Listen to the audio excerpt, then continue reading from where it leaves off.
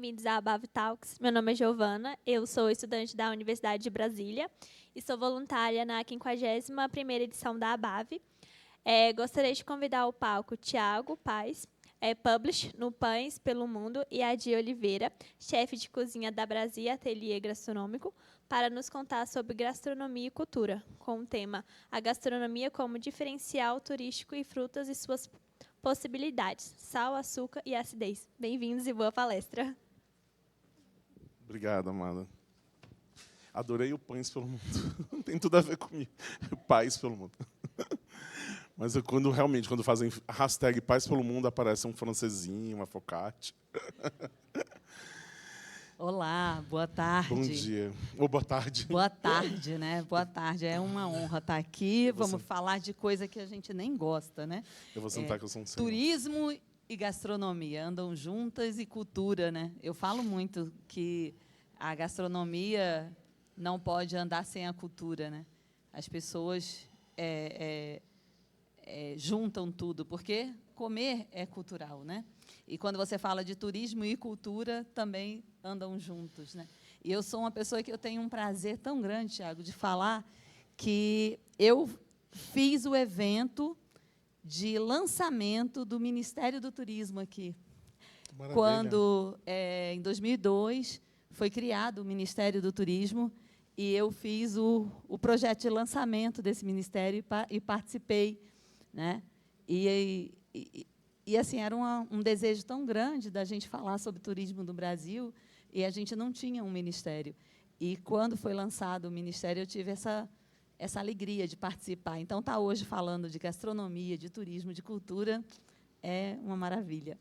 Não, sem dúvida, né? Não, eu gostaria que você se apresentasse. Vamos lá. Vamos lá, gente. Meu nome é Edilane, mas todo mundo hoje me conhece como Chefe Di, né? Eu sou produtora cultural há 30 anos aqui em Brasília. Eu moro aqui, escolhi Brasília para viver. Sou uma mineira, nasci em Juiz de Fora, mas tive um privilégio muito grande como produtora cultural, ao longo desses 30 anos, de morar em vários lugares no país. E uma das paixões foi a gastronomia. Eu ia fazer evento, fazer cultura, e chegava lá, tinha que me deparar com a gastronomia. E, como produtora cultural, eu descobri que a gente não tem um Brasil, a gente tem vários, né? Porque é diferente, eu falo muito isso, e muita gente até... Mas você não pode... Eu digo, não, eu posso falar. Se você começar a perceber o que é o Brasil e o que é a gastronomia brasileira, você fala assim, se eu tiro o shoyu da comida japonesa, chinesa, né? Tiro o shoyu.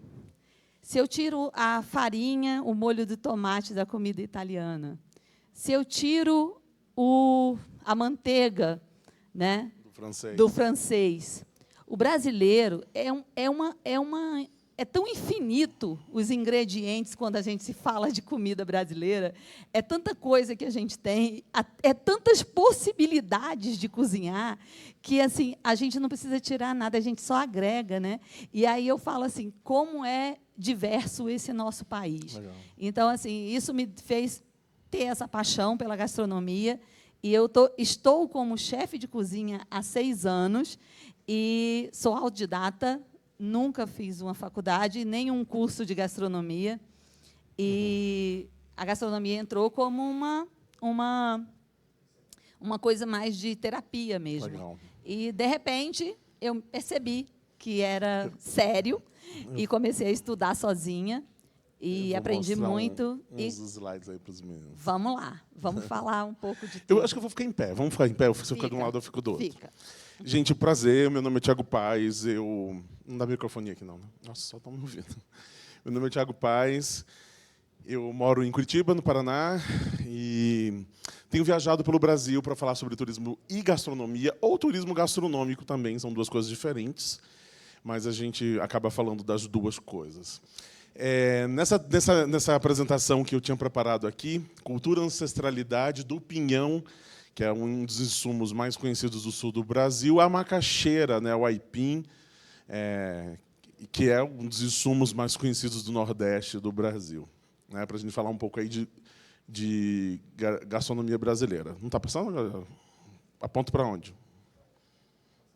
Não, passa aí para mim, então.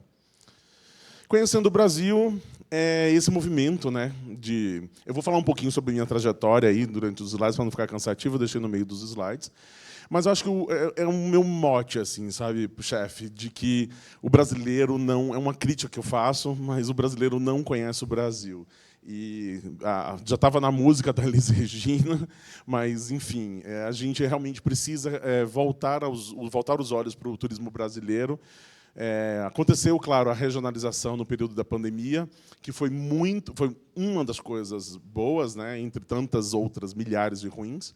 Mas uma das coisas que ficou de legado aí é o brasileiro viajar pelo Brasil, a sua regionalização, conhecer o seu entorno, saber que o Brasil não é o eixo Rio-São Paulo. Acho que é um desafio muito grande, é tema da minha matéria de amanhã na coluna do Correio Brasiliense, lá do portal Uai Turismo, que eu falo sobre o desafio de uma ABAV acontecer fora do eixo Rio-São Paulo.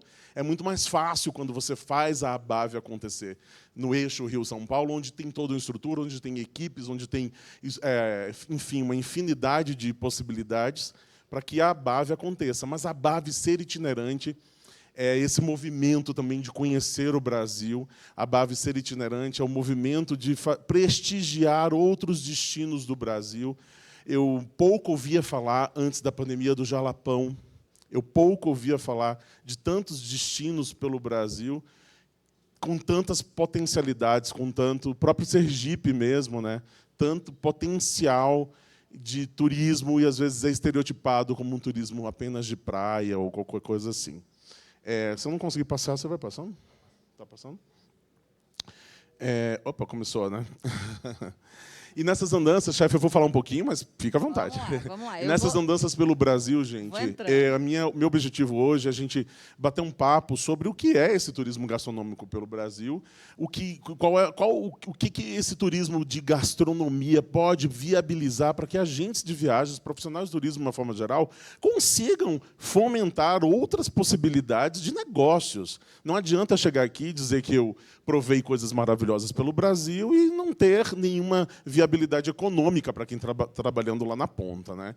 Eu tenho um trabalho que eu faço no Centro Europeu, lá em Curitiba, uma instituição que tem um curso tradicional de turismo, um dos mais antigos do sul do país. E nas aulas que eu dou, eu falo, inclusive, a diferença da promoção, das ações de promoção de turismo, né? Das principais 3 ações. O que é um fan tour, o que é uma press trip, o que é uma criação de conteúdo. Se der tempo, no finalzinho, eu já vou falar sobre isso. Porque é muito importante, quando a gente viaja, chefe, pelo Brasil, e reconhece a nossa cultura, as nossas potencialidades. Mas, às vezes, é difícil de sensibilizar o nosso cliente a comprar o Brasil. O cliente quer passar no free shopping, o cliente quer viajar num Airbus grande, ele não quer ir num avião pequeno, ele não quer conhecer o interior do Brasil. No sul do Brasil, em Curitiba, por exemplo, que é um destino de muito emissivo, as pessoas querem sair do friozinho que Curitiba faz, para ser delicado, para a praia. Muitas vezes elas não vão para Minas Gerais conhecer Inhotim, Brumadinho. Muitas vezes elas não querem ir conhecer a Serra da Capivara porque querem praia. Como sensibilizar essas pessoas? Talvez por meio da gastronomia. Talvez dizendo que ela vai ter experiências fantásticas se elas forem nesses lugares, como, por exemplo, chefe, eu já quero passar para você, provar pratos como esses aqui, a muqueca de frutos do mangue. Muqueca de frutos do mangue, eu provei no Piauí, no Delta do Parnaíba, e eu achei interessantíssimo, por isso que eu sempre trago para as minhas apresentações, a muqueca de frutos do mangue. Ele pegou um prato que é extremamente conhecido pelo Brasil, a muqueca, um prato genuinamente brasileiro, e transformou aquilo dentro das suas regionalidades, né? Ele pegou aqui, nessa muqueca, ele colocou pata de siri, ostra, camarão, tudo normal, que tem os peixes, mas ele trouxe do manguezal ali do Delta do Parnaíba. E isso que é que nos ensina, de certa forma? Que é preciso a gente regionalizar, que é preciso a gente se conhecer para fazer com que o outro se conheça. Não adiantava se ele colocasse lá uma muqueca qualquer, ou um prato que poderia ser produzido em qualquer outro lugar, e não chamaria atenção, não criaria uma experiência para aquele turista que estava passando naquele lugar, né? Não chamaria uma atenção para aquele momento daquele turista. E as experiências podem ser infinitas, né? Por exemplo, em Galinhos, extremo norte do Rio Grande do Norte, você fazer a experiência da cata pesca, que seja, da ostra selvagem no mar com um barquinho, obrigado, com um barquinho de pescador, e ele vai te acompanhando naquilo. Às vezes as pessoas só precisam conhecer as experiências para a gente sensibilizar esse cliente a visitar esse lugar. Eu visitei também o Destino Veredas lá, eu vou falar um pouquinho sobre ele mais na frente, o Destino Veredas lá em Brumadinho, é exatamente isso. As pessoas confundem, muitas vezes, chefe, eu estava falando isso com você, muitas vezes as pessoas confundem destinos com passeios.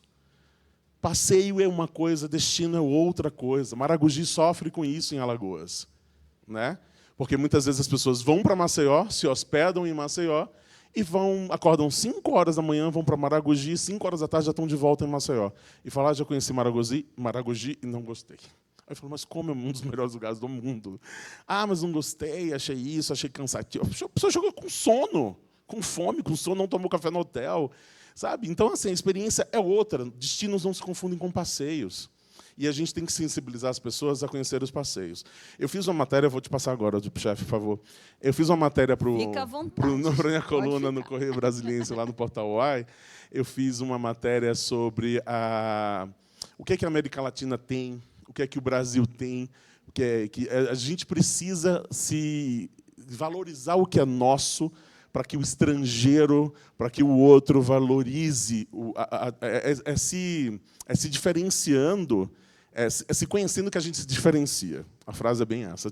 É se conhecendo que a gente se diferencia. Não adianta a gente imitar o petit gâteau, não adianta a gente imitar qualquer outro prato, e eu acho que é isso bem o teu trabalho também, né, chefe? É o que eu faço, né? O Brasis, ele é meio que esse encontro que eu tive com a gastronomia do Brasil inteiro. E tive a oportunidade de viajar para o exterior. E quando você vai para o exterior, uma das coisas que mais me impressiona é que aonde você chega tem aquela coisa de regionalismo, assim. As pessoas se agarram com a sua gastronomia e vendem aquilo. E aqui no Brasil a gente fica valorizando a cultura muito de fora para cá. E eu acho que a gastronomia brasileira ela precisa ser mais divulgada, ser mais dita, mais falada, e isso que você está falando, as pessoas precisam conhecer a sua história, né? Então, pegar um ingrediente e fazer, como você falou ainda há pouco aqui, sobre a muqueca, né, do manguezal, e você conseguir introduzir ingredientes nessa muqueca que possam falar um pouco do sul, um pouco do norte, do nordeste. Eu tenho isso, eu faço isso. Em um prato só, você viaja o Brasil inteiro. Eu saio ali introduzindo ingredientes de todos os lugares. E como a gente está aqui em Brasília, e o Brasis fica aqui, né, aqui em Brasília, e muita gente fala, você acertou muito no nome para o que você faz. Não podia ser outro nome. Muita gente chama Brasis, outros trocam até como pães também, assim como ela estava falando Brasis. Eu falei, é Brasis, de Brasil plural mesmo, porque a minha preocupação é vender o meu país, a gastronomia do meu país, os ingredientes do meu país. Quanto mais a gente falar sobre o ingrediente, quanto mais a gente dizer o que a gente coloca naquele prato, isso vai gerar a curiosidade das pessoas de comprarem aquilo. E, com isso, você fortalece uma cadeia enorme, produtiva, né? Porque as pessoas, às vezes, chegam e falam, você está usando a castanha de baru. A castanha de baru, até um pouco tempo, você não conhecia, né? Quando você fala de produtos do Cerrado, e muita gente questiona, você trabalha com produto Cerrado? Eu trabalho com um produto Cerrado. Eu tenho um prato que se chama filé do Cerrado. É um prato que ele é um filé com um molho de framboesa do Cerrado. É uma framboesa que só dá nessa região do Cerrado. E eu sirvo ela com um aligor de queijo da Serra da Canastra. Quer dizer, aí você pega Minas, você pega o Cerrado brasileiro, você pega uma carne nobre, você sai misturando aquilo, e eu acho que é muito isso, essas releituras. E você falou sobre experiência, e que é uma das minhas maiores preocupações, né? Eu sempre coloco assim, eu digo, olha, se você veio só comer, veio para o lugar errado. Você tem que vir para cá e ter uma experiência dentro do meu restaurante. Você consegue fazer isso? Porque é o que eu gosto de fazer. Eu não gosto de viajar nessa correria de ir, de vir, de fazer. Não, eu preciso ter uma experiência. E essa sensibilização, né, que o agente de viagens muitas vezes precisa ter, de tocar o cliente e tem tocar o cliente que ele entenda isso. Ah, mas tudo bem, tem uma comida gostosa lá, mas não quero. Quero ir para outro lugar. O que eu estou querendo dizer é o seguinte: tem um case muito interessante na Disney, na experiência Disney, né, de tão elevada, tanta gente que gosta de ir para Disney. Por quê? Tem uma experiência muito interessante, um case no livro da Disney que fala o seguinte: de que uma família de coreanos foram para Disney, passaram uma semana lá. E uma criança estava no finalzinho assim do dia, ela foi tomar um sorvete. Não sei se já ouviram isso ou já leram sobre isso. Foi tomar um sorvete e quando ela pegou o sorvete, a banquinha do sorvete já estava fechando, tinham fechado, ela virou e o sorvete caiu. Você nunca ouviram essa história? Então vou contar rapidinho. E o sorvete caiu. E daí a criança ficou com a casquinha na mão, o sorvete no chão, ficou assim meio triste, né, com aquela. E a tristeza é uma coisa que a Disney abomina, né? Simplesmente o rapaz da banquinha voltou, abriu toda a banquinha de sorvete, serviu um novo sorvete para a criança, os pais vendo assim, serviu um novo sorvete para a criança, ela saiu toda feliz. E a história que a família conta de uma semana na Disney foi apenas a história do sorvete. Não adiantou o Mickey, não adiantou a roda gigante, sei lá, todo o parque. A família só conta a história do sorvete. É a mesma forma, de repente, a gente, para sensibilizar o nosso cliente, a gente só precisa dizer que... só precisa ser real naquilo que está dizendo, no sentido de que, nossa, você vai provar uma moqueca fantástica que tem lá, e isso pode ser, às vezes, o diferencial de uma viagem para aquele cliente. E aí eu comparo, chefe, com a experiência que outros países já tiveram na gastronomia, transformando o turismo por meio da gastronomia. Como o Peru, por exemplo. O case do Peru é emblemático. O Peru, dentro da... Vamos lá. Vamos CCA agora. O Travel Awards. do Tourism Travel Awards, o Peru ganhou... talvez eu vou errar por 1 ou 2, mas ganhou, acho que 11 ou 12 vezes de 14 anos do prêmio. Peru ganhou como o melhor destino gastronômico do mundo. O que o Peru consegue? Porque o Peru consegue e o Brasil ainda engatinha no turismo gastronômico, com tantas potencialidades, com tanta diversidade, com tantos insumos que nós temos por aqui, porque o nosso turismo gastronômico não decola. Porque nós não somos um sucesso de gastronomia, por mais que a gente acha que nós somos, mas nós não somos no mundo sucesso de gastronomia. Nós temos o churrasco, nós temos as coxinhas, nós temos os brigadeiros. Eu tive a oportunidade, chefe, de estar numa feira da WTM em Londres, e vi a Embratur fazendo um trabalho fantástico de divulgar a gastronomia brasileira como atrativo turístico, fazendo com que as pessoas realmente conheçam os nossos quitutes, os nossos sucos, nossas castanhas, e venham atraídos por isso também. Porque se a gastronomia fosse um destino turístico, ela seria talvez o primeiro, ou segundo, ou terceiro maior destino turístico do mundo. Muitas vezes as pessoas não verbalizam isso. E a gente pode falar também da parte cultural. Em 2017, eu fui para a Europa. Durante 3 meses, viajei com uma exposição que se chama Brasil Junino. Se vocês quiserem olhar, tem tudo na internet. Eu viajei durante 3 meses, nós passamos por 4 países, levando a gastronomia junina brasileira, das festas populares juninas, para a Europa, e viajei com 110 pessoas. Cantores, artistas renomados do Brasil, quadrilhas juninas, movimentos juninos populares e a gastronomia do mês de junho. E as pessoas não sabiam que era o Brasil, não conheciam, não faziam ideia que aquilo que a gente estava apresentando era Brasil. Então, não conhece nem a nossa gastronomia e também boa parte da nossa cultura, infelizmente. Né? Mas, assim, quando a gente está trabalhando, muitas vezes a pessoa fala assim, não, gastronomia, não me interessa a gastronomia, mas a primeira coisa, quando a pessoa pisa o pé em Portugal, quer comer pastel de nata, quer comer o bacalhau, quer provar o azeite. Às vezes, as pessoas não estão lá na ponta falando sobre isso, mas isso pode ser o diferencial de uma viagem. Mas muitos lugares fazendo um contraponto a tudo isso. Tá, mas minha cidade, eu não sei o que oferecer na minha cidade para a pessoa. Ah, mas eu não sei não sei que parceria eu poderia fazer com aquele restaurante do meu empreendimento, do meu hotel. Não sei o que colocar de diferencial e de regional dentro do meu hotel. Eu não sei o que no passeio que eu vou fazer durante um dia inteiro com aquele grupo de turistas, o que oferecer para ele. Porque aqui não existe um prato típico dessa cidade. A gente sofre muito com isso lá em Curitiba, chefe. Você tem a carne de onça, que eu sirvo no meu Brasil. A carne de onça, que é um EG de Curitiba, né? Inclusive, patrimônio agora, né? Uma identificação geográfica reconhecida pelo SEBRAE como identificação geográfica de Curitiba, é um petisco.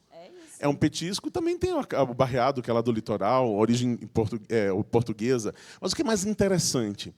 Que muitos lugares não têm, assim como eu acho que, apesar da carne de onça, eu acho que Curitiba não tem, e não tem problema. E não tem problema. Sabe por quê?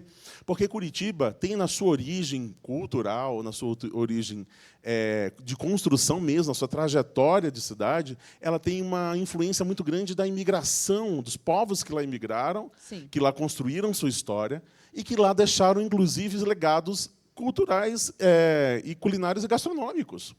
Então, hoje, eu vendo Curitiba, quando eu falo de Curitiba fora de Curitiba, eu falo o seguinte, de que nós temos hoje uma gastronomia étnica de imigração. E o que é isso?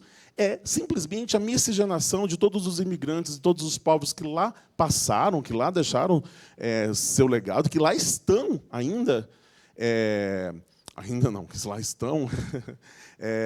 E toda essa miscigenação culinária. Então, você pode ir para Curitiba hoje, chefe, e você, em 7 dias, você pode comer num restaurante italiano, francês, ucraniano, polonês, romeno, alemão. Vamos lá, o que mais? Nós temos um restaurante Caiçara. Então, nós temos um restaurante francês em Curitiba que tem 71 anos. Como eu posso chegar para esse restaurante e dizer assim, não, você não faz parte da gastronomia da cidade, porque para fazer seu prato típico da cidade tem que ser a carne de onça e você não vai vender a carne de onça. Então, às vezes, a gente precisa criar novas narrativas. Às vezes, a gente só precisa um melhor plano de marketing. A gente, às vezes, só precisa recontar a nossa própria história, né? E a gente acaba divulgando. E conhecer o seu lugar, aonde você está, o que você pode tirar de proveito disso, né? Aqui em Brasília, a gente tem, além de todos os estados, né? A gente tem essa coisa da capital do Brasil, você tem gente de tudo que é lugar, de todos os lugares do país aqui dentro. E não pode esquecer que você tem um mundo aqui com as embaixadas. E são pessoas que, muitas vezes, ficam trancadas dentro das suas embaixadas e saem muito pouco. E eu acho que esse trabalho de turismo, Brasília, em especial, ela tem uma responsabilidade, né, de apresentar, né? De representar, de poder entregar, né? Quando chega alguém de fora, chegou aqui na Alemanha, chegou aqui um grupo, aí vai levar, eu vou levar você para um restaurante típico brasileiro, ou vai para uma churrascaria, ou vai para um restaurante mineiro, né? Eles ficam nessa coisa de querer levar para comer a comida tradicional brasileira, uma feijoada, alguma coisa assim. E o importante é a gente ter lugares que a gente consiga falar de um pouco de todo mundo. Então, ontem mesmo, eu recebi da ABAV um grupo de 40... Buyers. É isso, né? Eles foram... Compradores. Compradores e também estava... Operadores, isso, estava tentando buscar a palavra. Operadores. E eu fiquei, gente, mas eles queriam muita caipirinha. Era caipirinha, caipirinha, caipirinha, caipirinha, caipirinha. Eu disse, para tudo. Explica para ele que eu tenho outro drink aqui. Eu tenho um drink que se chama Cabroeira, que é um drink de cajuína, com caju, cachaça envelhecida. E eu vou substituir essa caipirinha. Quero provar, quero provar, quero provar. Olha, eu nunca servi tanta cajuína com cachaça. Mas são os estereótipos, É maravilhoso isso. Eles saíram longe da caipirinha. Eles saíram contando que agora, além da caipirinha, eu quero tomar cabroeira. Não, mas são estereótipos, aprenderam até o nome, né? São estereótipos. Eu acho que, como eu estava falando ali no slide do Peru, quem há 5, 10 anos que seja, sabia o que era quinoa. Isso. Comia ceviche. Hoje as pessoas, se não tiver quinoa num buffet de salada, se não tiver um ceviche, fala assim, nossa, você não tem um ceviche, você não tem aquilo, você sente falta disso.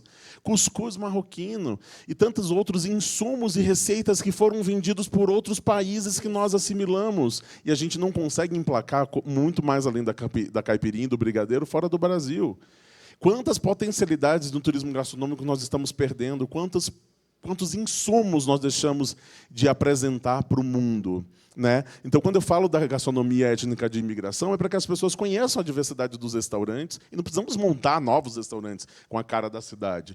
Quando eu falo o que a América Latina tem, eu falo, essa matéria aqui que eu fiz para o UAI, eu falo sobre o prêmio que o Central, o restaurante no Peru, ganhou, o Central do chefe Virgílio, ganhou como o melhor restaurante do mundo, isso faz uns 2 anos, ganhou como o melhor... Mas o do ano passado também foi peruano, o Maído. Mas essa aqui era sobre o Central. Ganhou como o melhor restaurante do mundo e representa muito para todos nós latino-americanos, por mais que foi um restaurante peruano. Por quê? Porque o Central, o menu dele que custa R$ 1.700 por pessoa, sem taxas. Acho que hoje até custa mais, mas quando eu fui era R$ 1.700. O que ele falava? O menu eram de 20 etapas e era uma viagem do fundo do mar ao pico das montanhas do Machu Picchu. O Peru tem mais 3.000 tipos de batata. Né? O Peru tem milhares, dezenas, centenas de tipos de milho.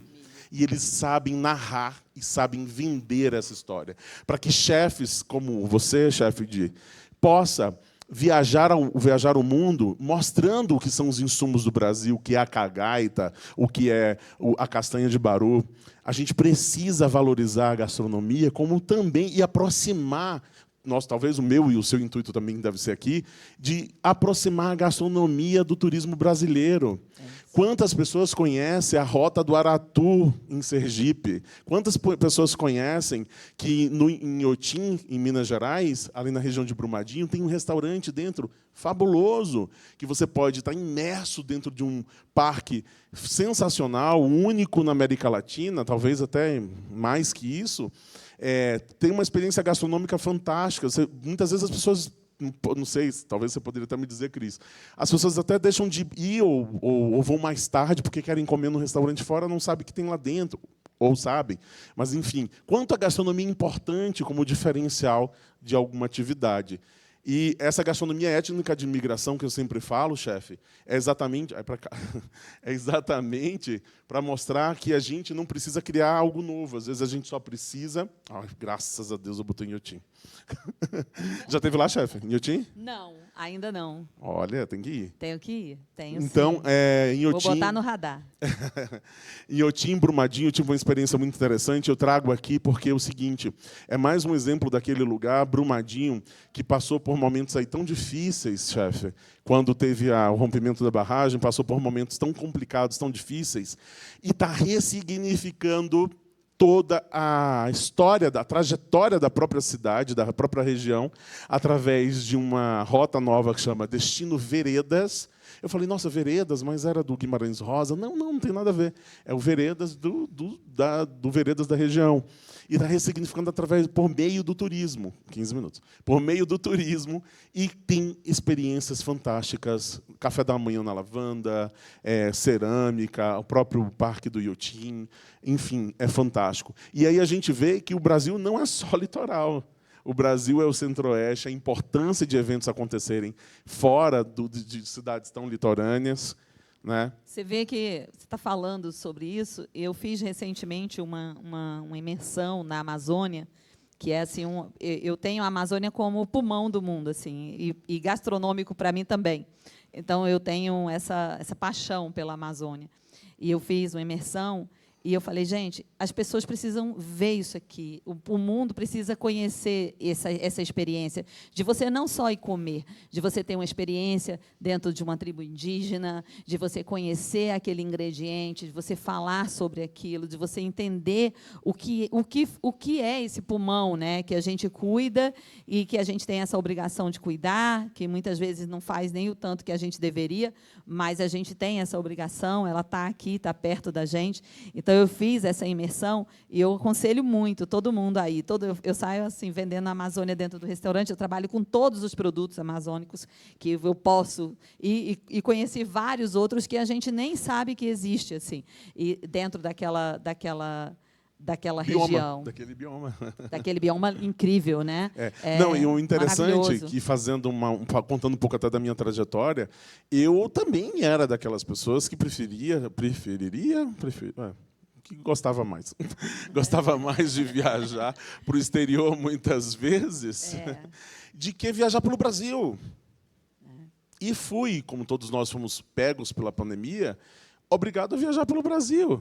E nesse obrigado, entre aspas, claro, viajar pelo Brasil, eu conheci lugares como o próprio Sergipe, a Rota do Aratu, o beneficiamento da macaxeira, turismo de base comunitária, que eu não sabia nem o que era isso. Regiões quilombolas eu já conhecia, mas voltei a regiões quilombolas de Alagoas, em Zumbi dos Palmares, ali na região da Serra da Barriga. Eu estive no Ceará, no litoral, na Rota das Emoções, que também na parte do Ceará é chamado de Rota dos Ventos.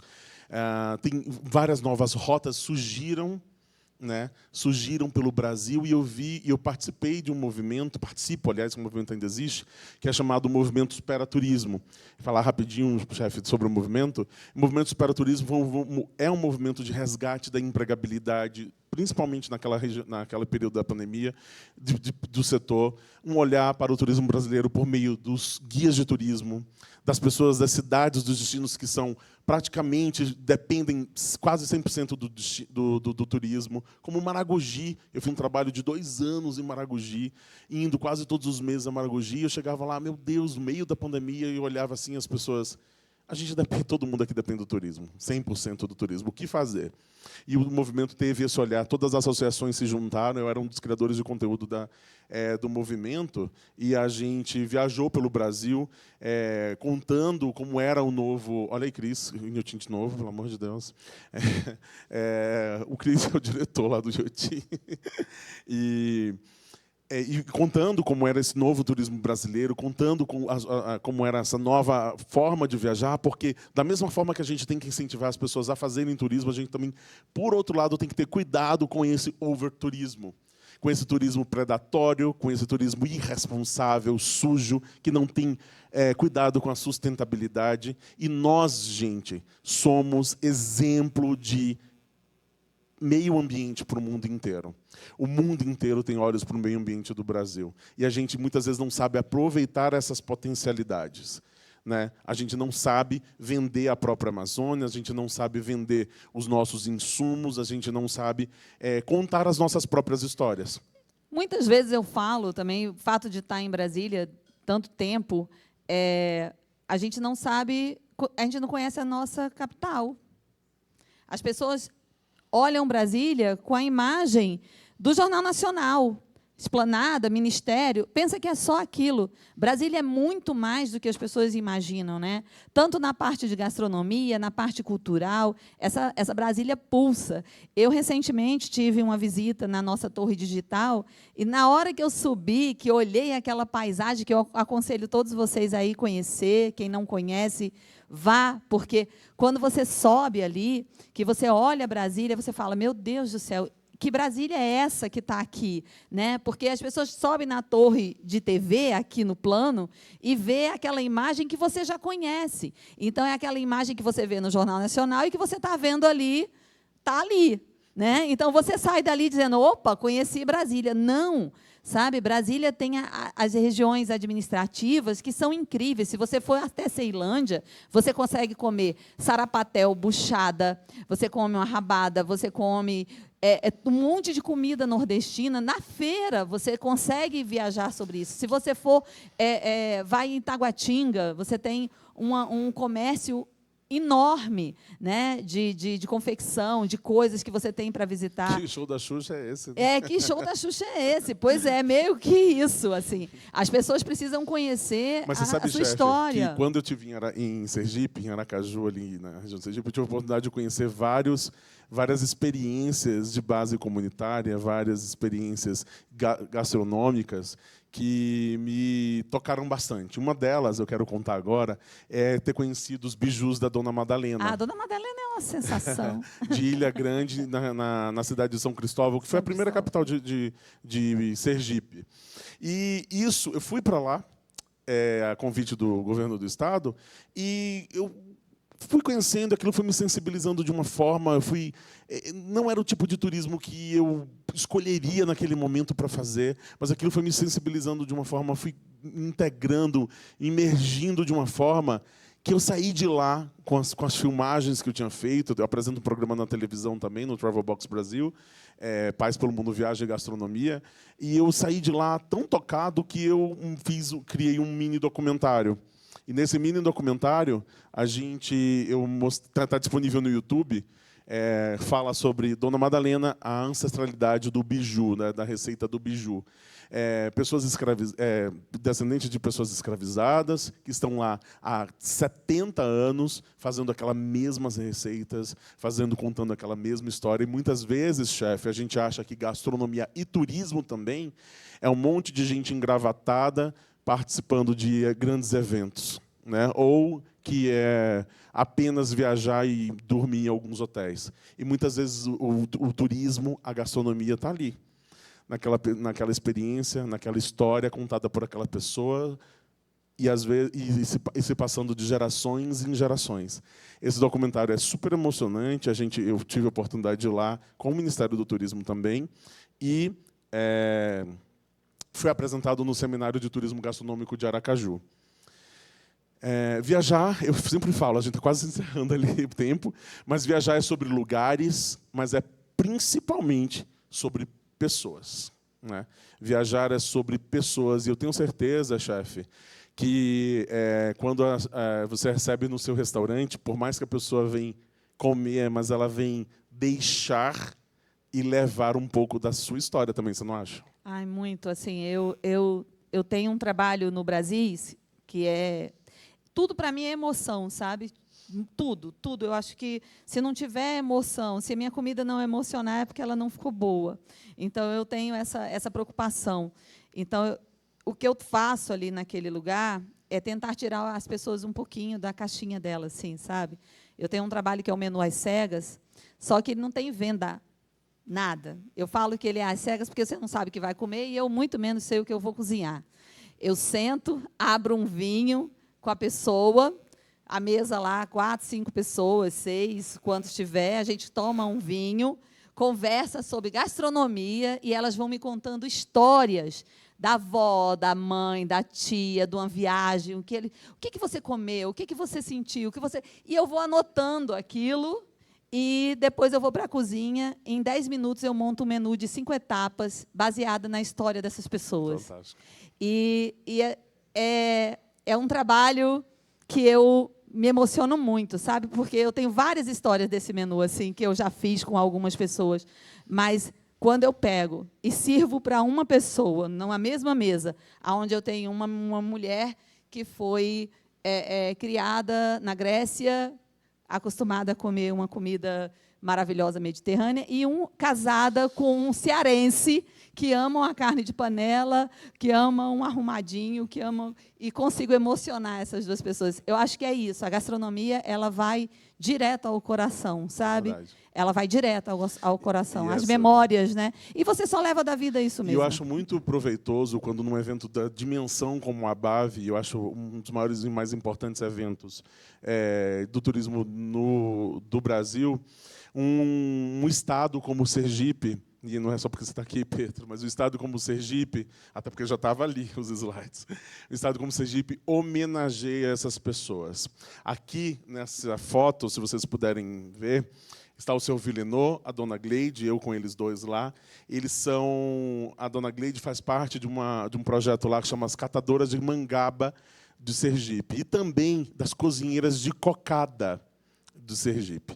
E eu fui para a casa da Dona Gleide, lá, ela fazendo as cocadas, na cidade de Indiaroba, E fantástica experiência, assim, né, de ela fazendo as cocadas, aquela receita extremamente simples. E a gente, às vezes, acha que gastronomia é misturar o cuscuz marroquino com as passas indianas, com os curries, com as massalas. E isso que é alta gastronomia e outra é baixa gastronomia. E gastronomia, para mim, só existe uma coisa só. E a dona Gleide, ela falava, eu posso mexer o panelão? E ela, pode mexer. Ela disse, não vai errar não, né, a receita. Eu falei, não vou errar não. E a gente ficou brincando lá, e o estado de Sergipe trouxe 700 cocadas para homenagear elas e está distribuindo, inclusive, no estande do estado. Espero que tenha ainda, né, Pedro? Mas aí, e muito interessante que me sensibilizou tanto a homenagem que o estado fez aqui na Abave Brasília, que eu fiz minha matéria da semana passada sobre uma homenagem uma rehomenagem a essa homenagem que o Estado tinha feito sobre as cocadas. E tem um trecho que eu queria ler, mas eu não vou conseguir ler, vou tentar lembrar, mas que eu falo exatamente desse casal, da dona Gleide e o seu Villeneuve, falando que o seu Villeneuve era aquela pessoa que ficava do lado da mulher. Eu falei, mas qual é a sua função aqui das cocadas? Ele, tudo que ela precisar eu faço. Aí eu falei, quanto tempo você é casado? Até tem um Reels, eu fiz isso no meu Instagram, Paz pelo Mundo. Eu falei, mas quanto tempo o senhor está de casado? Aí ele falou, eu estou casado há 40... ela falou, acho que é uns 40, 45, eu dava risada, aí a gente ficou rindo, foi uma tarde maravilhosa. E ela lá fazendo as cocadas, ele lá sentado, e eu falo no trecho dessa homenagem, no texto que eu falo, o seu Villeneuve é aquele típico... Desculpa, mas é aquele típico senhor que fica sentado na beira da calçada, olhando os passarinhos, cumprimentando os vizinhos. Toda vez que eu falo isso, eu choro. Cumprimentando os vizinhos. E ele nos deixou essa semana. Ele morreu essa semana. E o seu Villeneuve, ele parecia muito meu avô, né? Eu falo, desculpa se eu falo emocionado sobre isso. Se eu lembro do meu avô e me encho de saudades. E isso, para mim, é muito mais importante, me toca muito mais do que, sei lá, ir para eu faço turismo de luxo também, mas às vezes eu vou para um hotel maravilhoso e eu falo, o que eu vou falar desse hotel? É tudo bom, maravilhoso. Mas acho que é esse turismo que a gente tem que fazer, de sensibilizar as pessoas. E o turismo no mundo todo, chefe, eu sei que você é da gastronomia, a gastronomia tem que se aproximar cada vez mais do turismo, mas o turismo no mundo todo está sofrendo com o overturismo, com um turismo predatório e com uma novidade que eu acho até no turismo, de a gente entender que o turismo é feito de anfitriões, é feito de pessoas anfitriões. Então não existe mais aquela palavra, vamos explorar a cidade. Porque a cidade tem dono, a cidade tem as pessoas que estão lá. A cidade tem as pessoas que querem nos receber, mas também querem se sentir recebidas por quem está chegando. Né? Então, a cidade é feita de anfitriões. E o poder empreendedor e transformador do turismo gastronômico pode transformar o seu negócio, seja ele público, seja ele privado. É um poder muito transformador, é um poder que agrega muita coisa, muita gente. E a minha sugestão é que valorizemos os nossos chefes de cozinha, que valorizemos tanto da nossa cidade, os nossos prêmios regionais, que valorizemos os nossos insumos, para que a gente possa ser valorizado por quem chega. É isso, e o pequeno produtor, gente, não esquece deles, tá? Vá na feirinha do lado de casa, tenta fortalecer essas pessoas, que é muito importante. O pequeno produtor, hoje, inclusive, as pessoas estão deixando de plantar, porque elas não conseguem vender o que ela planta. Então, assim, eu sempre incentivo, eu falo, olha, se eu viajo, eu procuro uma feira, eu procuro um mercado, eu vou conhecer os pequenos produtores daquela região. Então, eu trabalho com pequeno produtor, onde fica o meu restaurante é dentro de uma área de preservação ambiental no DF, que se chama Lago Oeste, fica dentro da área de preservação ambiental, e tem uma comunidade enorme. E eu incentivei o plantio. Eu incentivei dizendo, olha, eu quero que você, assim, eu preciso desse ingrediente, e se você plantar, eu vou comprar toda a sua produção. Isso é maravilhoso. E hoje eu não preciso sair da minha região, eu consigo comprar tudo lá, e é fantástico, chega tudo fresco, né? Então, eu falo muito isso, eu digo, olha, se você tem um trabalho, e se você quer fortalecer a região, se você quer fortalecer o turismo gastronômico da onde você esteja, você tem que trabalhar com o pequeno produtor e fortalecer tudo que está na sua cidade. É uma cadeia produtiva, é muito importante.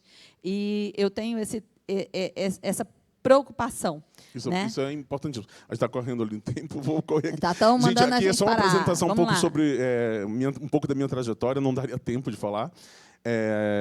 Tô velho, né? Porque eu faço muita coisa. E daí algumas pessoas são as empresas com as quais eu já trabalhei, já tive parceria, eu apresento na BAV uma outra palestra que eu faço sobre não sobre turismo gastronômico, mas sobre o agente influenciador de viagem, incentivando, inspirando para que os agentes de viagem se tornem influenciadores do seu próprio negócio. É um programa que eu tenho lá na instituição na qual eu dou aula no Centro Europeu em Curitiba. Inclusive, eu dou aula online para o Brasil inteiro através do Centro Europeu. Então, eu faço essa palestra há muitos anos na BAV, desde 2018. E alguns parceiros com os quais eu já trabalhei, tem uma história muito forte, muito grande com o Visite Costa dos Corais, que é a região onde eu fui 2 anos lá em Maragogi. Tem cases super interessantes que eu adoraria ter a oportunidade de falar em outra oportunidade. Aqui algumas matérias que já saíram sobre o trabalho que eu faço. Olha ali o Sergipe de novo, no Brasil Tours. Travel Box Brasil, onde apresento um programa de televisão, na Ego, onde saiu. Eu hoje também sou criador de conteúdo da ABA, da Associação Brasileira das Empresas Aéreas. Trabalho como colunista de viagem e gastronomia no portal UAI, quem é de Minas conhece mais.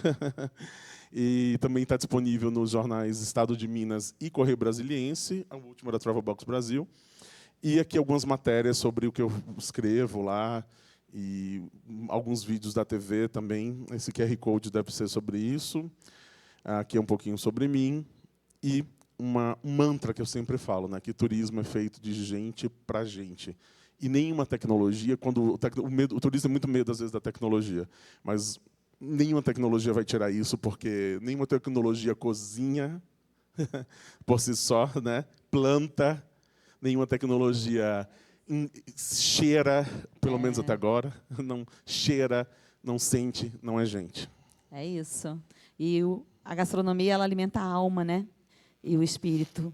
Então, eu acho que a responsabilidade de quem trabalha com gastronomia é muito grande, porque a gente cozinha para alimentar o corpo, né? E a mente das pessoas. Então, eu acho que é isso, assim. O meu trabalho. Quando eu falo muito sobre isso, eu também me emociono, como você estava falando aqui, porque eu trabalho muito com... Eu sei quem plantou a cenoura que eu estou botando no fogo, eu sei quem está me entregando cada ingrediente daquele. E isso é muito bacana, né? Eu queria muito ter oportunidade, mas eu não vou ter, de explicar, porque muitas vezes as pessoas me perguntam, chefe, Thiago, tá, mas eu tenho uma instituição, eu quero trazer pessoas para divulgarem aqui. Eu trago quem? Eu trago agente de viagem, eu trago um jornalista, eu trago um criador de conteúdo, e às vezes as pessoas misturam tudo isso, né? Como você acabou de receber uma press trip de jornalistas, e, aliás, você recebeu um fan tour, não foi um press trip, um fan tour de compradores. Isso. Nós temos aqui na BAV, nessa edição, 60 compradores internacionais que estão conhecendo o entorno do DF, conhecendo aqui restaurantes, como da Chef D, conhecendo a cidade, conhecendo todo o turismo daqui e vivenciando e também levando esses produtos para serem vendidos fora, né? A gente já está encerrando. E eu queria muito ter a oportunidade de uma hora contar para vocês, principalmente para gestores que fazem press trips, fan tours, contratam criadores de conteúdo, qual é a diferença disso? Porque existe uma diferença muito importante, e isso é muito interessante porque reverbera no turismo, de uma forma, na divulgação do seu destino, né? E o destino precisa de divulgação, mas também precisa entender como divulgar. Não dá para você, numa press trip, envolver os influenciadores, envolver um agente de viagem, eu estou fazendo uma press trip. Não é, press trip é feita para jornalistas, e ponto. Fan tour é feito apenas para agentes de viagens. E isso não tem custo. Nenhum dos dois podem cobrar por isso, porque eles têm são outros mecanismos. Agora, quando você contrata um criador de conteúdo, que ele está pedindo para ele fazer um reels, uma matéria específica sobre algo que você quer, um trabalho a 4 mãos, é uma outra atividade. Mas eu falei uma passant aqui sobre isso, porque é uma atividade nova que a gente tem lançado lá no curso e falado para o Brasil inteiro, principalmente para os gestores que fazem essa captação, que fazem essa promoção turística, para que façam da forma certa, para que tenham, tanto os agentes de viagem saibam para onde estão indo nos seus fan tours, os jornalistas também, e também os criadores de conteúdo. E todos que tiverem o seu negócio, se preparem para receber, porque se você não recebe direito, aí o bicho pega. Essa Gente, é o legado. Gente, eu tenho meu Instagram, Edilane Oliveira, _Chef Di. Também tenho o Instagram do Brasis Ateliê Gastronômico, porque ele é feito na minha casa, o restaurante é dentro da minha casa, na minha chácara. Eu não tenho uma cozinha, eu tenho um ateliê, porque eu me considero um artista, né? As cerâmicas são as minhas molduras e a minha comida é a minha pintura. Então, assim, eu convido vocês a conhecer meu trabalho também. Muito obrigada por tudo, por toda essa participação e essa aula maravilhosa desse nossa. rapaz maravilhoso que Obrigado. deu para a gente aqui. Obrigada. Obrigado.